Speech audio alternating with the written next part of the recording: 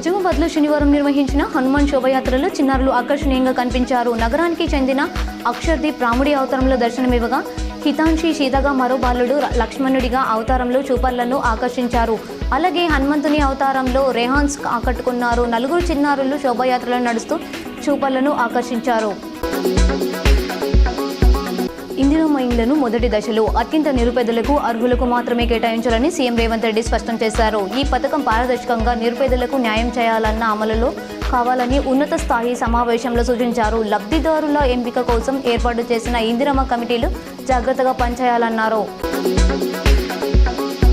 అందరి ఆశీర్వాదంతోనే సనాతన ధర్మం, హిందూ రాష్ట్ర స్థాపన, హిందువుల ఐక్యత దేశంలో బలపడుతుందని ఎంపీ ధర్మపురి అరవింద్ అన్నారు. తెలంగాణలో కూడా అతి త్వరలో రామరాజ్యం సాధించుకుంటామని ఆంజనేయ స్వామిని కోరుకుంటున్నట్లు తెలిపారు. ఇక తెలంగాణలో రామరాజ్య స్థాపనానికి ఇందురుగడ్డని పునాది బలంగా చేస్తున్నామని స్పష్టం చేశారు. AP deputy CM Pawan Kalyan దంపతులు కుమారుడు మార్క్ శంకర్తో కలిసి హైదరాబాద్ చేరుకున్నారు. ఇటీవల సింగపూర్లోని శంకర్ చదివే స్కూల్లో అగ్ని ప్రమాదం జరిగి అతనికి గాయాలు కాగా ఆసుపత్రిలో చేర్పించి చికిత్స అందించిన విషయం తెలిసిందే.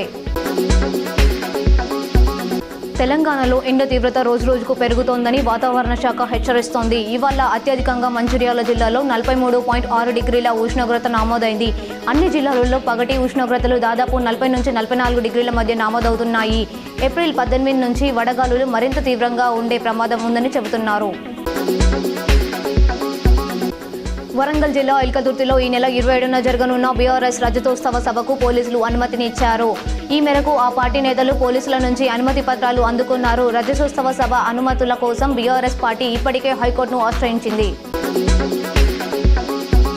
రాష్ట్రంలోని వివిధ శాఖలలో ఖాళీగా ఉన్న 55,418 పోస్టుల భర్తీకి చర్యలు తీసుకోవాలని అధికారులను సీఎం రేవంత్ రెడ్డి ఆదేశించారు. గత 16 నెలల్లో కాంగ్రెస్ ప్రభుత్వం 58,868 పోస్టులు భర్తీ చేసిందని గుర్తు చేశారు. ఇప్పుడు 55,418 ఉద్యోగాలను భర్తీ చేసే ఈ సంఖ్య 1.14 లక్షలకు చేరుతుందని పేర్కొన్నారు.